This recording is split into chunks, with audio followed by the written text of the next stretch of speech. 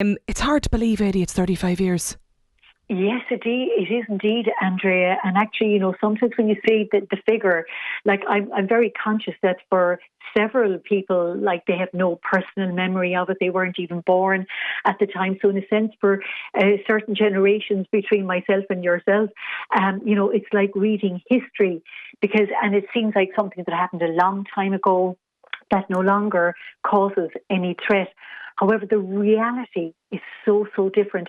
It is a past, a present, a future, and remains an unfolding disaster.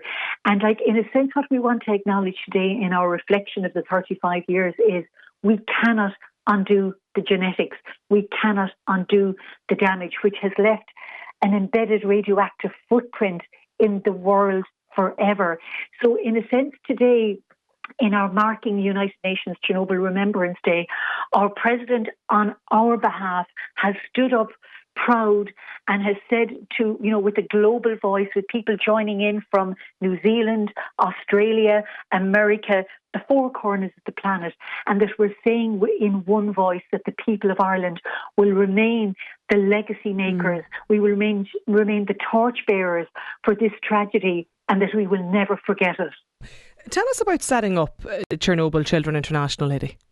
Well, 35 years ago, during the height, I suppose, of a period called the Cold War, when the main concern that we had kind of east and west between the Soviet Union and the rest of the world was the amassing of nuclear weapons of mass destruction. So I was very involved in the peace movement at the time in 1986, trying to rid the world of those weapons and that fear.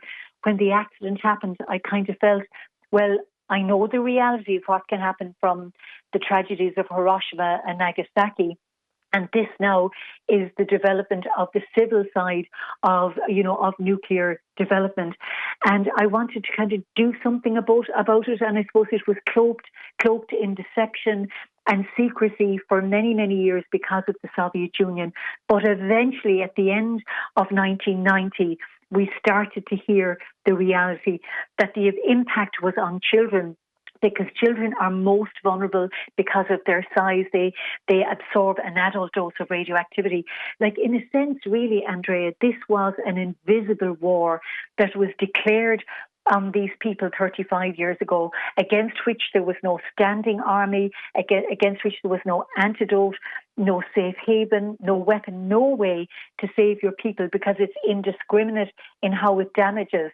And here we are 35 years later, seeing the third generation of those that have been impacted, for people who are sleeping, eating and breathing in the world's most toxic environment. Did you realise or have envisaged at all at any point in the early days, Eddie, of this, how long lasting the impact of all of this could be? Absolutely not, Andrea, I have to say. And you know what? Sometimes ignorance is bliss. Yeah. Because if we had known then the task that was ahead, I probably would, honestly, I'd have run a mile in the opposite direction, saying I haven't got the capability, I haven't the qualifications, I don't have the money, the resources or the know-how. And I would have been overwhelmed if I had really known the true scale of it, if I'd really understood what were the catastrophic ramifications for millions of people. And sometimes I was just led by my heart, Andrea, the power of what I saw, the power of what I heard. And it was the stories of the people, of the children. And really, I suppose I just couldn't, I was challenged to act, really.